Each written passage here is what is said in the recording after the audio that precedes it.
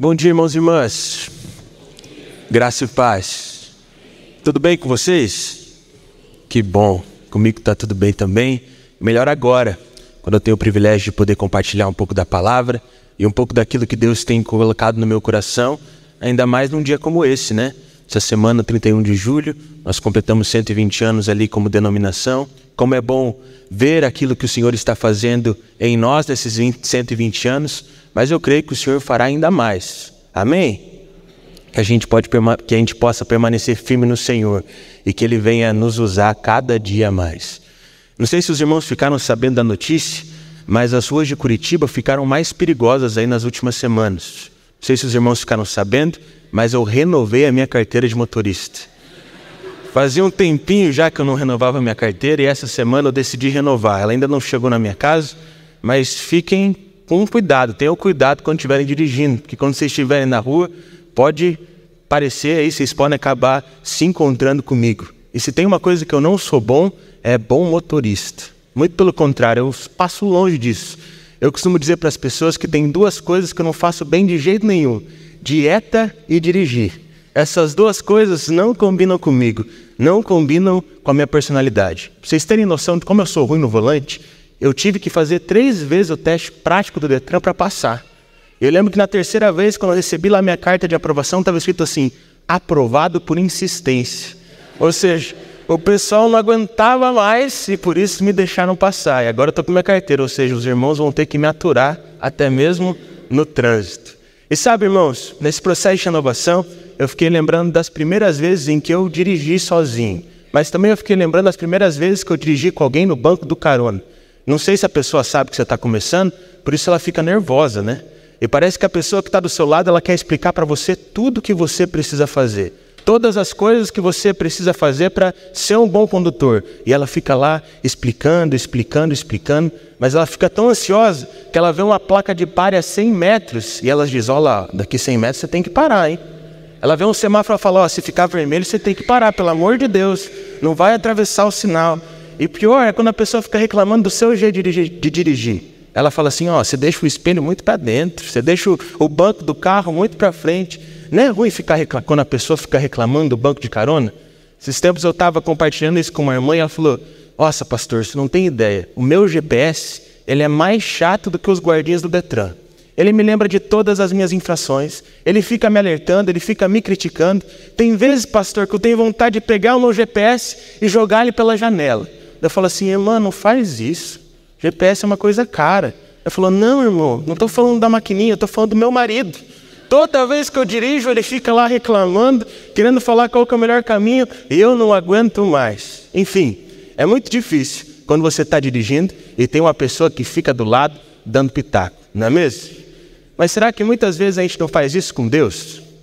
A gente entrega as nossas vidas na mão dele, ele começa a dirigir as nossas vidas, mas ao mesmo tempo a gente fica lá, no banco do carona, reclamando, querendo ensinar a Deus a ser Deus, achando que a gente sabe os melhores caminhos, sendo que na verdade é Ele que sabe quais são os melhores caminhos para nós.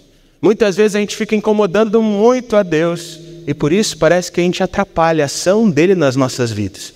Por isso que nós precisamos entender, meus irmãos, é que a nossa tarefa é simplesmente se entregar nas mãos do Senhor, deixar Ele dirigir as nossas vidas. E quando nós passamos a obedecer, sendo cheios do Espírito Santo, coisas sobrenaturais acontecem em nós e através de nós. É justamente sobre isso que eu gostaria de conversar com os irmãos nessa manhã. Por isso, se os irmãos puderem e quiserem, eu convido vocês a abrirem as suas Bíblias no Evangelho de João, capítulo de número 2. Nós vamos ler do verso de número 1 ao verso de número 11. João, capítulo de número 2, verso de número 1 ao verso de número 11. Eu vou ler a palavra na tradução NVI. Espero que os irmãos consigam acompanhar essa leitura junto comigo, onde a palavra do Senhor diz assim: no terceiro dia, houve um casamento em Caná da Galileia. A mãe de Jesus estava ali. Jesus e seus discípulos também haviam sido convidados para o casamento. Tendo acabado o vinho, a mãe de Jesus lhe disse: eles não têm mais vinho. Respondeu Jesus: que temos nós em comum, mulher? A minha hora ainda não chegou. Sua mãe disse aos serviçais: faça tudo o que lhes mandar. Ali perto havia 6 potes de pedra, do tipo usado pelos judeus para as purificações cerimoniais. Em cada pote cabiam entre 80 e 120 litros. Disse Jesus aos serviçais: encham os potes com água. E os encheram até a borda. Então lhes disse: agora levem um pouco ao encarregado da festa. E eles assim fizeram. E o encarregado da festa provou a água que fora transformada em vinho, sem saber de onde este viera, embora soubessem os serviçais que haviam tirado a água. Então chamou o noivo e disse: todos servem primeiro o melhor vinho, e depois que os convidados já beberam bastante, o vinho inferior é servido. Mas você guardou o melhor até agora. Este sinal milagroso, em Caná da Galileia, foi o primeiro que Jesus realizou. Revelou assim a sua glória e os seus discípulos creram nele. Vamos orar mais uma vez? Feche seus olhos, baixe sua cabeça, para que possamos buscar o Senhor nessa manhã. Senhor Deus Pai, nós te agradecemos. Te agradecemos por esse dia, te agradecemos por tudo aquilo que o Senhor tem feito nas nossas vidas, te agradecemos pelos 120 anos da nossa denominação, mas mais do que isso, Pai, nós queremos te agradecer pela sua presença, porque sabemos que o Senhor está aqui. Por isso, nesse momento, Pai, com o seu Santo Espírito, quebranta os nossos corações, para que a sua palavra faça vida em nosso viver, que possamos nos entregar, nos enchemos do seu Santo Espírito e vemos o seu sobrenatural agindo nas nossas vidas e na vida da nossa igreja. Esse é o nosso pedido, essa é a nossa oração. Em nome do Senhor Jesus, amém. Irmãos, eu amo esse texto que nós acabamos de ler. Eu gosto muito dele porque ele relata para nós o primeiro milagre que Jesus realizou. Eu acho muito interessante porque a gente percebe que esse milagre aconteceu de uma forma natural. Jesus fez algo sobrenatural em um momento que parecia ser mais um momento cotidiano. E normalmente é assim que o sobrenatural de Deus acontece nas nossas vidas. Quando nós entendemos que o Senhor está conosco em todo o tempo.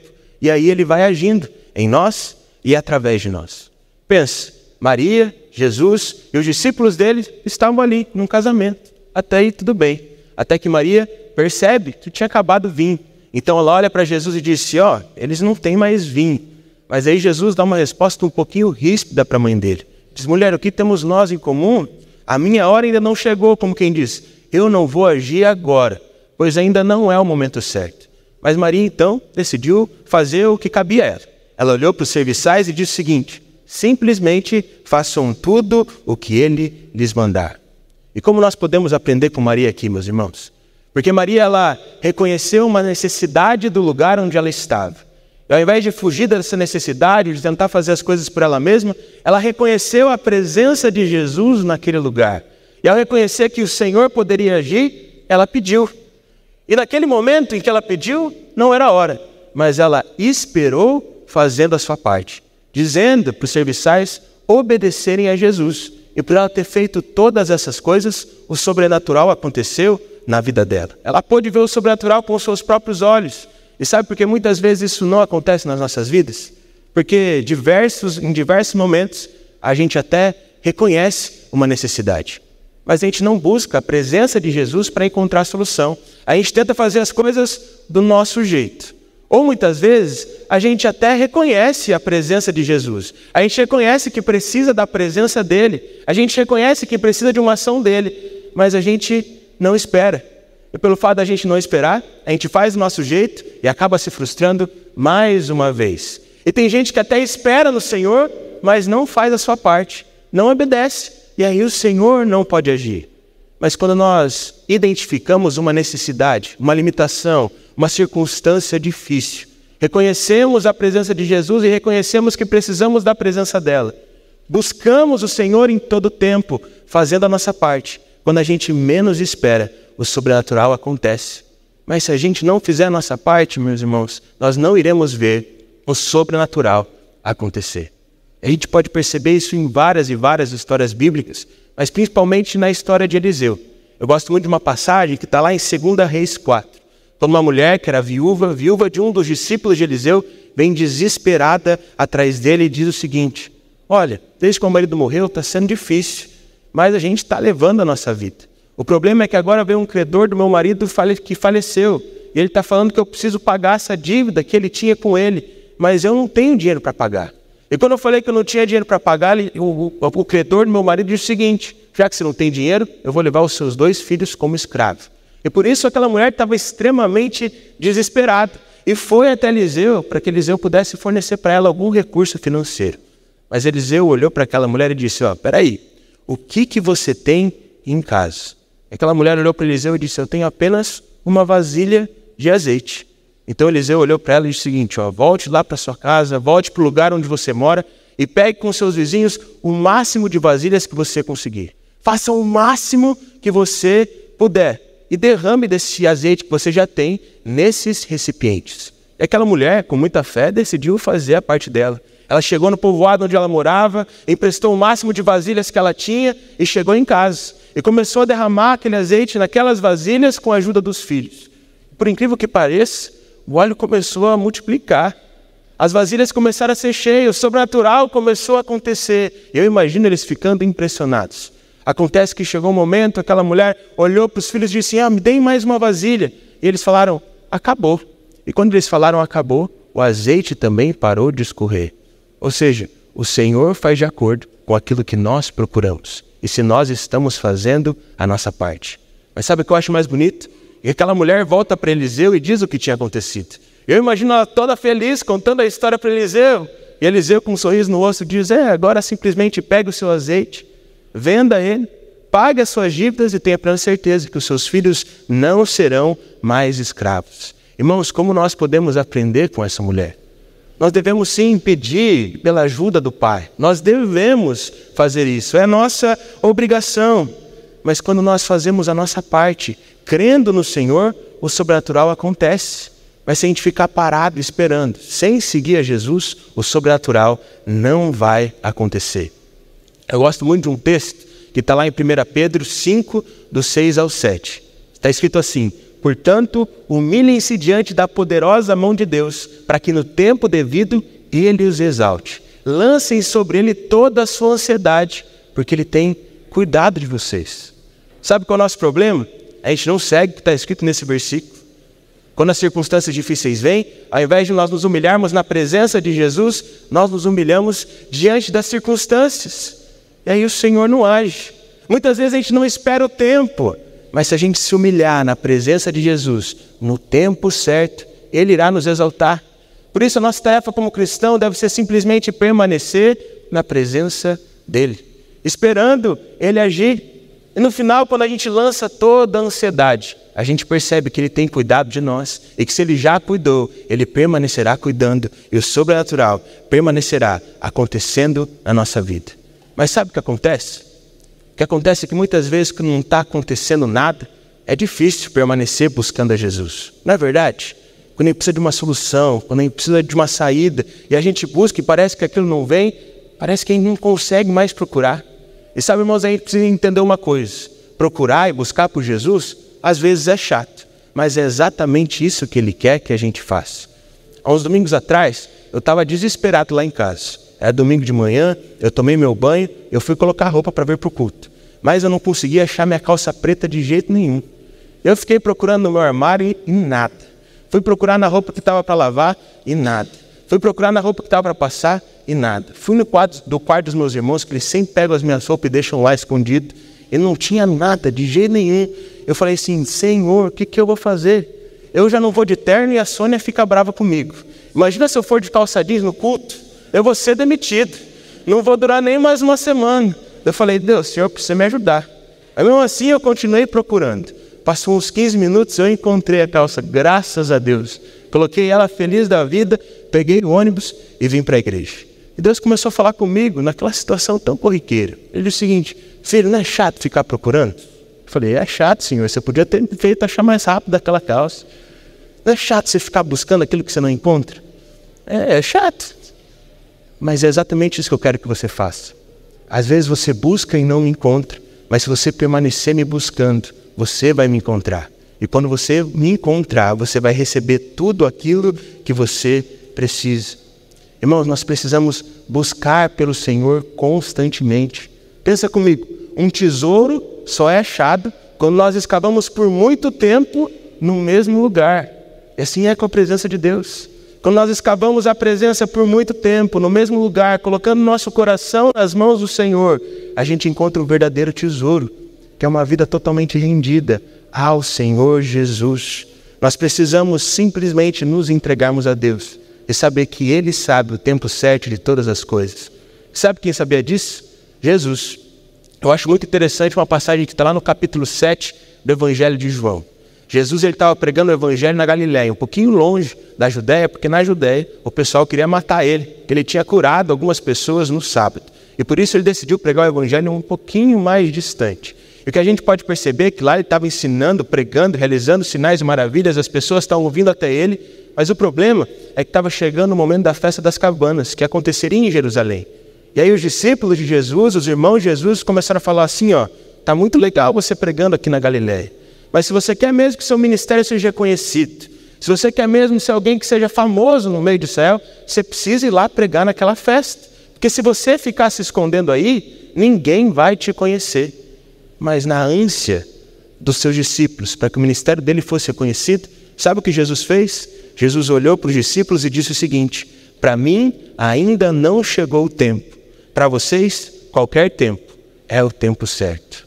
E sabe por que muitas vezes nós perecemos? Sabe por que muitas vezes nós nos desgastamos? Porque nós achamos que todo o tempo é certo.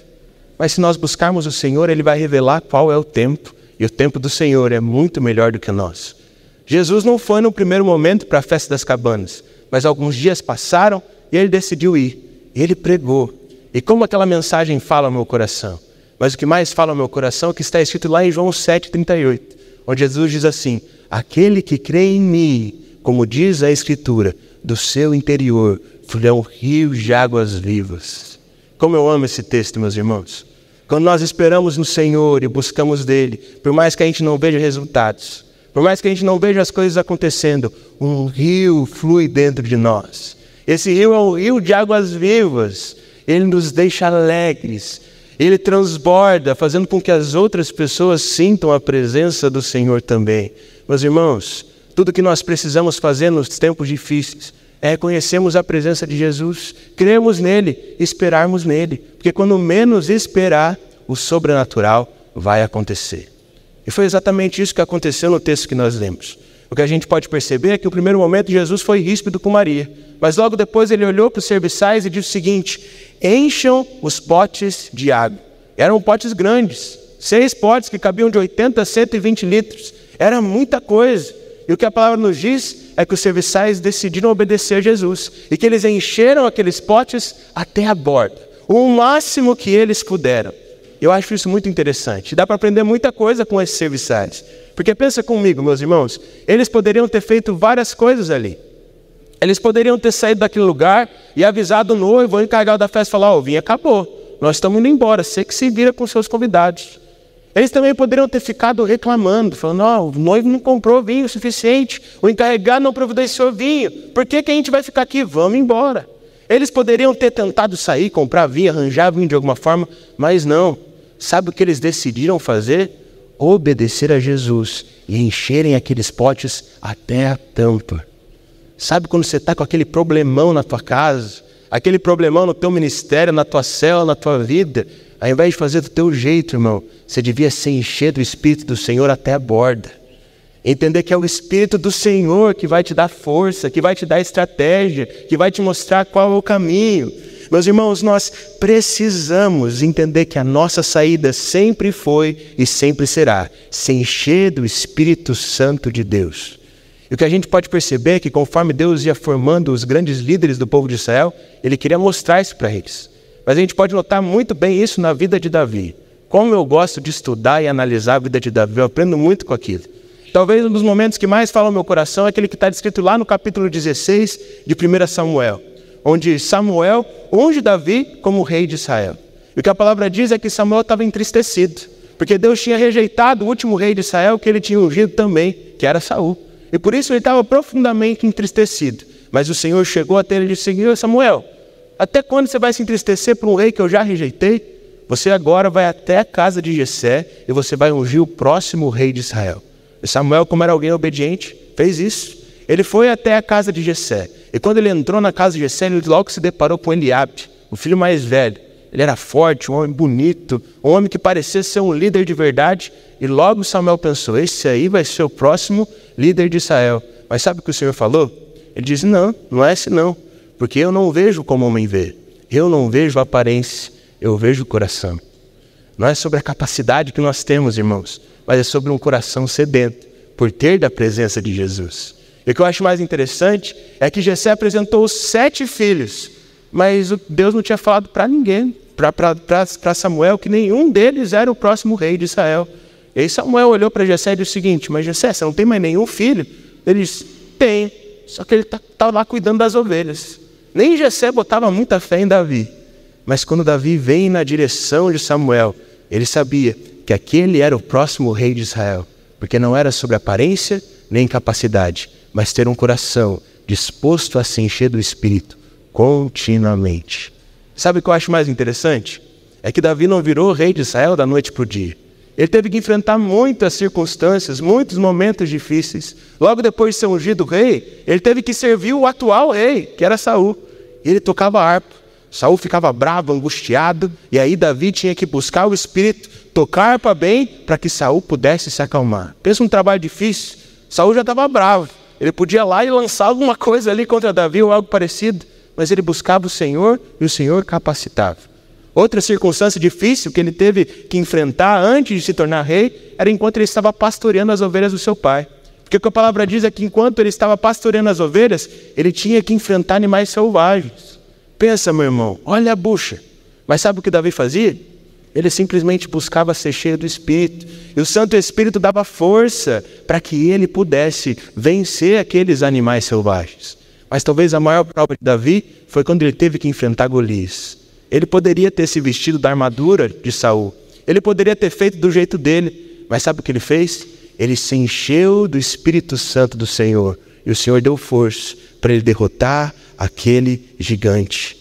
Irmãos, Deus não age pela nossa capacidade, mas por um coração desejoso de ser cheio da presença dEle. A nossa saída sempre será a mesma, buscar a presença de Jesus, e Ele nos mostrará uma saída. Eu sou muito impactado pela vida de um pastor brasileiro, que ele está plantando uma igreja lá nos Estados Unidos. E ele disse que um pastor amigo dele convidou ele para pregar em Miami. E ele foi para Miami pregar o evangelho. E depois do culto, o pastor convidou ele para ir numa casa dos irmãos para que ele pudesse jantar. E ele decidiu ir na casa dos irmãos. Só que quando ele chegou na casa, era um condomínio chique. Só tinha casa grande, só tinha gente com posses morando ali. E ele falou que ele não conseguiu entender muito bem e nem sabia se aquela era a intenção dos moradores daquele condomínio. Mas parecia que os moradores estavam competindo para ver quem tinha a maior porta. Ele falava que tinha um monte de casa e cada vez que ele passava numa casa ele percebia que a porta era gigantesca. Ele falou, não sei o que esse povo tem com porta, mas tem porta de 4, 5 metros aqui, como pode? E aí o pastor que estava acompanhando falou, é moda, né? Agora a moda é porta grande. Então todo mundo está querendo pôr a maior porta na sua casa. Ele disse que conforme ele ia passando pelas casas com as portas gigantes, Deus foi falando ao coração dele. Ele disse assim para ele, meu filho, você percebeu que as portas estão aumentando de caminho? E aí o Senhor disse, sim. O pastor disse, sim, com certeza. Mas você percebeu uma coisa também? Que as fechaduras e que as chaves para abrirem essa porta são sempre do mesmo tamanho, independente do tamanho da porta em que essa fechadura está? Sim. Então saiba de uma coisa, meu filho. Os seus problemas vão ficar cada vez maiores, mas a chave para você encontrar essa solução do seu problema vai ser sempre a mesma. Buscar ser cheio do meu Espírito, porque quando você me encher, eu vou te dar uma saída. Irmãos, nós precisamos entender isso. Que a nossa única razão de existir é ser cheio da presença de Deus. E a gente se satisfaz. E a gente é usado para tocar a vida de outras pessoas. Jesus entendia isso muito bem. Jesus valorizava muito bem a presença do Pai. A gente pode perceber isso também no Evangelho de João. Jesus, ele chegou no templo em Jerusalém e ele percebeu ali que as pessoas estavam vendendo ovelhas, bois, pombas. Ele percebeu também que tinha alguém ali trocando dinheiro e ele começou a ficar revoltado com aquilo, porque estavam transformando a casa do pai dele em um mercado. Então sabe o que a Bíblia diz que Jesus fez? Ele saiu um pouquinho do templo, fez um chicote com corda e voltou naquele lugar e expulsou todo mundo dali. Pensa numa cena, irmão. Era gente correndo, era bicho voando, era bicho indo para tudo que é canto. E aí Jesus ficou bravo. Ele disse, vocês não podem transformar a casa do meu pai em um mercado. Mas os judeus também ficaram bravos com ele e perguntaram, mas que sinal milagroso você vai mostrar para provar que você tem autoridade para expulsar as pessoas aqui da casa de Deus? E aí Jesus disse assim: destruam esse templo e eu reconstruirei ele em 3 dias. E aí os judeus dão risadas, porque ele disse assim: nós demoramos 40 e poucos anos, quase 50 anos para construir esse templo. E tinha um monte de gente trabalhando. Como você vai reconstruir esse templo em 3 dias? E sabe o que Jesus disse? De que aqueles judeus eles não entendiam, de que ele não estava falando do templo físico, do templo que todos iam ali se encontrar, mas do templo do Espírito Santo, que era o corpo dele. Sabe o que muitas vezes nós fazemos na nossa vida, meus irmãos? Nós tentamos construir o templo do nosso jeito. Nós tentamos construir aquilo que nós somos da nossa forma, no nosso tempo. Mas esse templo pode ser derrubado em qualquer momento.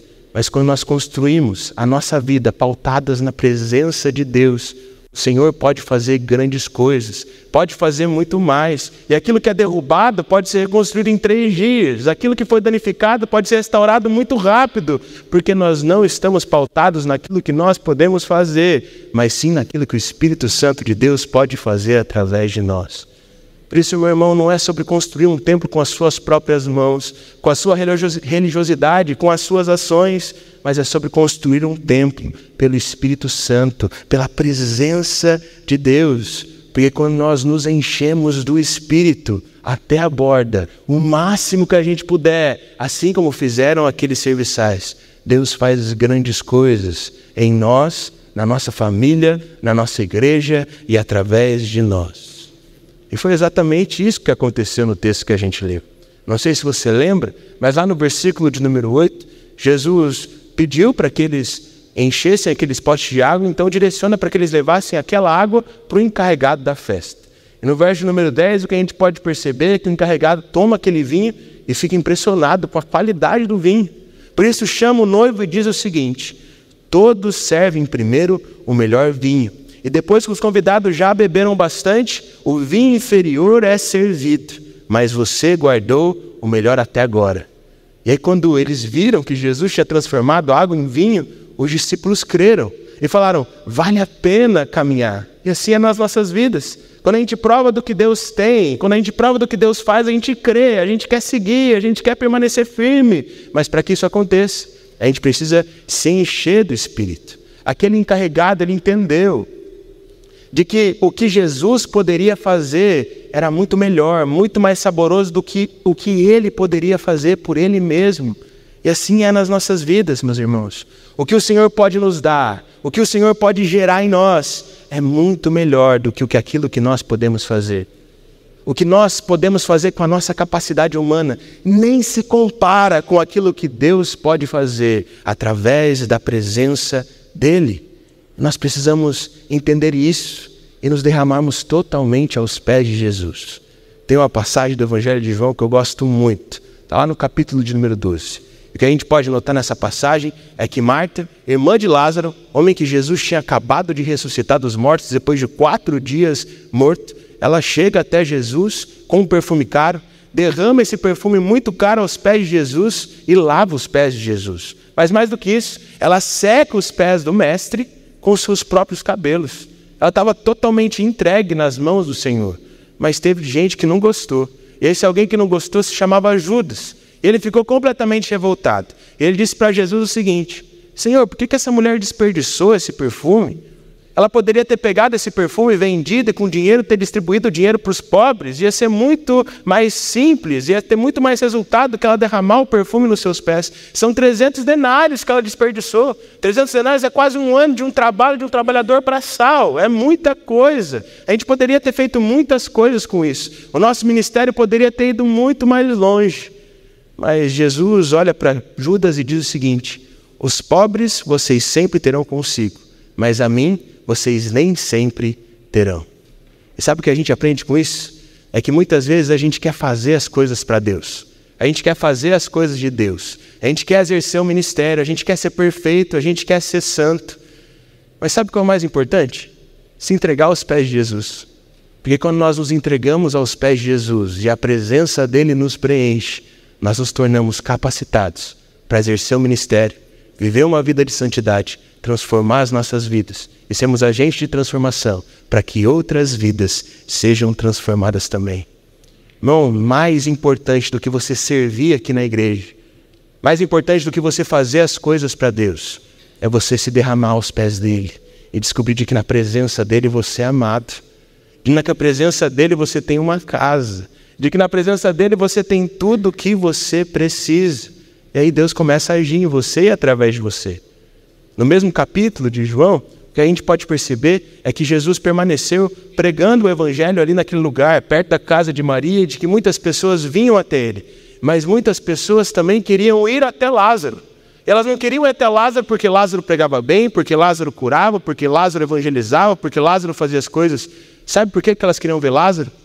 Porque elas queriam ver aquele a quem Jesus tinha ressuscitado. Sabe quando a sua vida vai começar a ter resultado? Quando você parar de tentar fazer por você mesmo e deixar Deus fazer em você. E aí as pessoas não vão vir para você para ver o que você está fazendo, mas sim o que Deus está operando na sua vida. E elas serão atraídas pelo Santo Espírito de Deus. É por isso que nós devemos entregar as nossas vidas aos pés de Jesus. Mas, irmãos, eu sei o que está passando na cabeça de alguns. Alguns estão falando assim, muito bonito, o pastor aí é novo, é fácil falar que tem que entregar a vida aos pés de Jesus. O pastor é pastor, né? Daí é fácil entregar a vida aos pés de Jesus. Mas, pastor, eu tenho muita responsabilidade, eu tenho muita coisa no trabalho, eu tenho família. Não é tão fácil assim. E sabe o que muitas vezes passa na cabeça das pessoas? É o seguinte, será que vale a pena realmente entregar a vida para Jesus? Será que realmente vale a pena me derramar a presença dele e encontrar a solução nele? Mas sabe o que Deus tem falado comigo? Deus tem falado que muitas vezes nós estamos tão focados naquilo que a gente quer que o Senhor faça nas nossas vidas, que a gente esquece aquilo que o Senhor já fez. Já parou a pensar nisso, meu irmão? Todas as vezes que o Senhor agiu em você, todas as vezes que o Senhor fez um milagre na sua vida, todas as vezes que o Senhor fez algo sobrenatural na sua vida, todas as vezes que você se meteu em uma burrada, mas Deus foi lá e te salvou. Ele já cuidou muito de você, meu irmão. Por isso Ele vai continuar cuidando.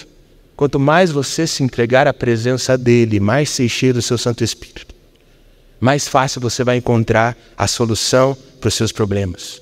E muitas vezes é difícil, porque sabe qual que é o pior momento da vida cristã? É quando a gente está quase transbordando. Quando a gente está buscando a presença de Deus, mas parece que não acontece. Não flui, não vai. Já aconteceu isso na vida de alguém aqui ou é só na minha? Parece que você continua buscando a Jesus e não vai. Está quase indo, mas não vai. E dá uma vontade de desistir. Mas sabe, irmãos, quando a gente não desiste, quando a gente persevera, quando a gente começa a persistir em buscar a presença de Deus, quando a gente menos esperar, o sobrenatural vai acontecer. Por isso, não pare, meu irmão. Continue a se encher do Espírito e algo maravilhoso vai acontecer através de você. Tenha plena certeza disso, porque no final, fazer a obra de Deus é muito simples. Há um tempo atrás eu estava lendo a Bíblia e teve um versículo que deu uma porrada em mim. Não sei se saiu uma mão ali dentro da Bíblia, mas me deu um cruzado assim que eu estou sentindo até agora. Porque muitas vezes eu reclamo de fazer a obra de Deus. Muitas vezes parece ser difícil fazer a obra de Deus. Mas lá em João 6,29, Jesus diz o seguinte, a obra de Deus é essa, crer naquele que Ele enviou. Não é simples, não é fácil. O problema é que a gente não crê, não enche os nossos potes de água. E por isso, Deus não age.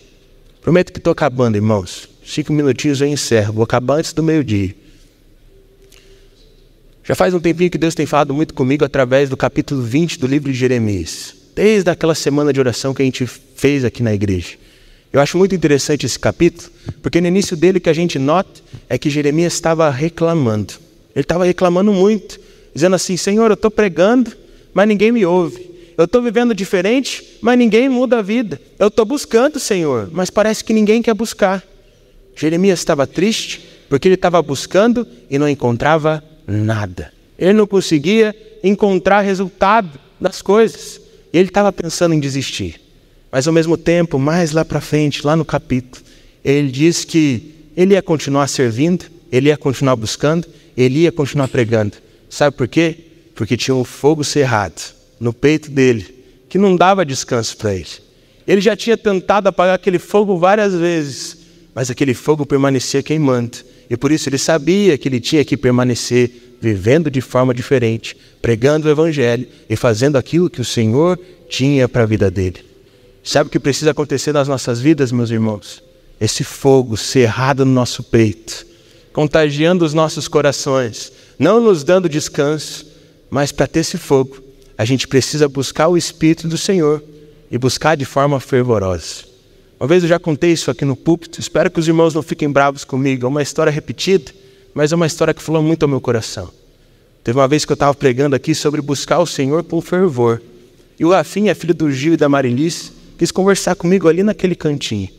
Ele começou a falar umas coisas para mim, mas o que ele mais me falou e me marcou para sempre foi o seguinte. Ele disse: Juninho, sabe o que eu tenho aprendido nesses movimentos aí de unidade que tem na cidade de Curitiba, das igrejas se unindo, todo mundo buscando a Jesus junto? É de que no final das contas, todo mundo tem o seu jeito de buscar Jesus. O presbiteriano busca de um jeito, o batista busca de outro. Os irmãos que são pentecostais buscam de outro jeito também. E não tem problema, cada um tem o seu jeito. Mas o que Deus tem falado ao meu coração é que mesmo tendo formas diferentes de buscar Deus, ainda existe o frio e o quente. E a gente precisa ser quente. Por isso hoje, irmão, eu quero falar uma coisa bem séria com você. Talvez alguns fiquem bravos comigo, mas não tem problema, depois a gente se resolve. Ser presbiteriano não é desculpa para você ser frio. Ser presbiteriano não é desculpa para você não ler a sua Bíblia. Ser presbiteriano não é desculpa para você não orar. Ser presbiteriano não é desculpa para você não buscar o Senhor com fervor. Ser presbiteriano não é desculpa para você não adorar a Deus. Se você não está fazendo essas coisas, não é porque você é presbiteriano, meu irmão. É porque você ainda não teve um encontro com Jesus. E você precisa se encontrar com Ele, buscar a presença dEle, pôr a cabeça no pó até que Ele venha, para que esse fogo cerrado consuma o seu interior e você permaneça seguindo a Jesus, se enchendo da presença dEle, para que a sua vida seja transformada e a vida das pessoas que estão ao seu redor sejam transformadas também. Sabe o que tem acontecido com a gente? Tem muita gente brava, desanimada, reclamando, porque não está buscando a presença de Jesus. Porque se estivesse vivendo essa intimidade com o Pai, tudo seria transformado. Talvez você pergunte para mim, mas como que você sabe disso, pastor? Porque eu passei por isso. Eu estava tentando fazer as coisas para Deus, eu percebi que eu estava perdendo a minha paixão. No meio do ano passado, tinha um adolescente aqui da igreja que ele estava bem interessado em ter experiências com Deus. E teve um momento do ano em que ele chegou até mim e falou assim: Juninho, alguma vez você já falou em línguas? Que é um assunto que muitas vezes, por a gente ser presbiteriano, a gente não fala, não é verdade? Mas eu comecei a contar para ele a minha experiência, como eu tinha falado em línguas, e quanto isso me edifica quando eu estou orando sozinho, em secreto, com o meu Senhor, e quanto aquilo tem me fortalecido. Ele ficou todo animado para buscar ter aquela experiência também. Que está em Atos, está na Bíblia, é do povo de Deus, é do reino, a gente tem que buscar. E quando eu saí daquela conversa, eu fiquei todo animado, porque eu falei, pelo menos um está buscando Jesus, tomara que ele tenha as experiências dele. Mas também começou a me dar uma saudade dos primeiros encontros que eu tive com Jesus. Eu lembro que naquele dia eu entrei no lugar de oração e comecei a falar: Senhor, eu estou com saudade. Eu lembro lá quando eu estava na faculdade, estava fazendo administração, fazendo teologia, trabalhando, fazendo um monte de coisa, e eu acordava bem cedinho, porque era o único lugar, o único momento do dia que eu podia buscar a sua presença. E parece que era mais vivo, parece que o Senhor falava mais, parece que fazia mais diferença na minha vida. Deus, eu estou com saudade daquilo. Eu falei toda feliz, mas aí Deus me deu uma invertida. Ele disse: eu também estou com saudade, meu filho. Eu estou com saudade de você naquela época. Porque naquela época, você não ficava reclamando. Não importava o que estava acontecendo, você só queria me buscar. Você só queria ter experiências comigo. Você só queria me conhecer mais. Meu filho, antes você era um adorador em espírito e em verdade, mas agora você está se tornando um reclamão. Você vem na presença para reclamar e não para me buscar. E está na hora de você mudar isso, meu filho. Porque eu amo as coisas que você faz. Eu amo quando você jejua, eu amo quando você prega, eu amo quando você evangeliza, eu amo quando você faz coisas para mim. Mas sabe o que eu mais amo em você, meu filho? A sua paixão. E você não está apaixonado por mim da mesma forma como você estava apaixonado antes. Você está querendo muito que eu transforme água em vinho, que eu faça algo sobrenatural, mas você não está enchendo os potes como você enchia antes. E se você não encher os seus potes, se você não buscar ser cheio do meu Espírito, eu não posso fazer através de você. E naquele momento eu fiz um propósito. Eu falei, Deus, eu vou te buscar todos os dias por essa quantidade de tempo. E desde que eu fiz isso, a minha vida tem sido renovada. Um fogo cerrado no meu peito se acendeu. E às vezes é difícil, às vezes dá vontade de desistir, às vezes dá vontade de largar a mão. E quando eu tento apagar esse fogo, eu não consigo. Porque o Espírito Santo de Deus já tomou totalmente o meu coração. Eu até tento fugir, mas não dá. Eu até tento não fazer, mas eu sinto muita falta. Porque eu entendi de que é na presença de Deus que o nosso coração é cheio. E de que é na presença de Deus que grandes coisas são feitas em nós e através de nós. Meu irmão, eu não quero constranger ninguém aqui. Mas eu realmente acho que nós precisamos buscar Deus com mais fervor. A gente precisa buscar o Espírito de verdade mesmo. Não da boca para fora. A gente precisa parar de fazer oração mecânica e se arrepender. Pôr o rosto no pó. De fato entender que a gente precisa do Espírito Santo de Jesus. E se não for através dele, não vai dar. A gente não vai conseguir. Por isso eu quero que você realmente entenda que se hoje você sentiu que você precisa buscar mais o Espírito Santo de Deus, você sentiu que você precisa buscar mais, ser cheio do Santo Espírito, eu queria convidar você a ficar de pé, para que eu possa orar por você. Não tenha vergonha, não tenha medo. Se você sentiu, eu preciso buscar o Espírito Santo de Deus, eu preciso fazer isso com mais fervor, se coloque de pé. Irmão, se você está levantando só pela manada, pode sentar de novo, que não precisa levantar não.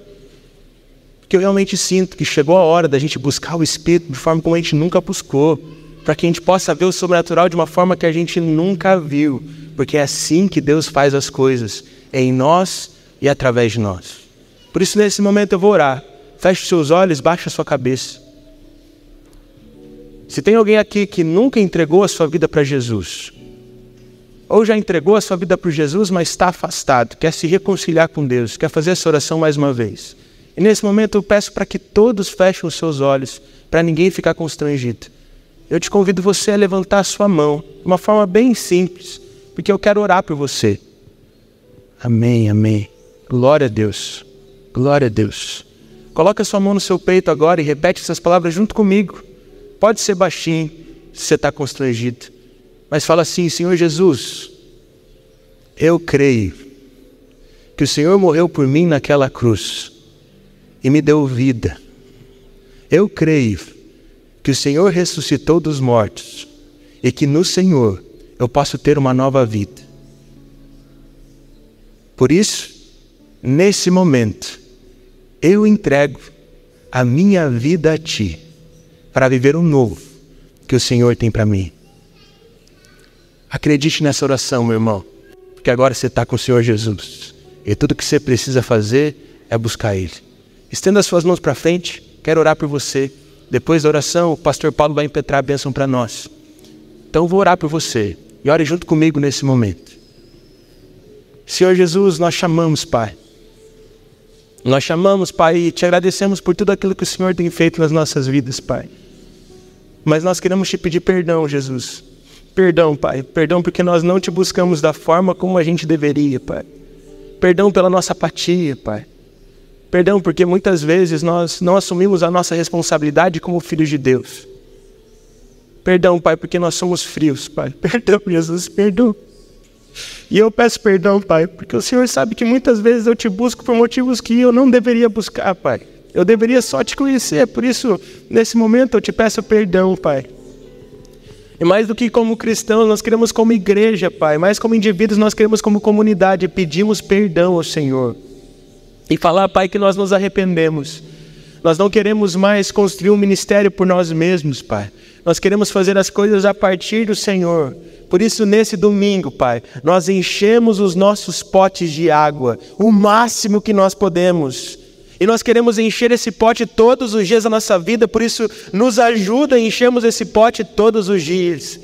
Porque nós queremos crer e esperar no Senhor, para que quando a gente menos esperar, a gente possa ver o sobrenatural acontecer. Pai, que um fogo cerrado no peito possa penetrar o coração de cada irmão nessa manhã. Que o Senhor faça conosco o mesmo que o Senhor fez com Jeremias. E que por mais que a gente tente, a gente não consiga apagar. Que o Senhor possa escrever uma nova história a partir do seu Santo Espírito. Na vida de cada irmão, na vida de cada célula, na vida de cada supervisão, na vida de cada igreja. e que o Senhor possa fazer algo poderoso nas nossas vidas e através de nós. É isso que nós te pedimos, em nome do Senhor Jesus. Amém, amém.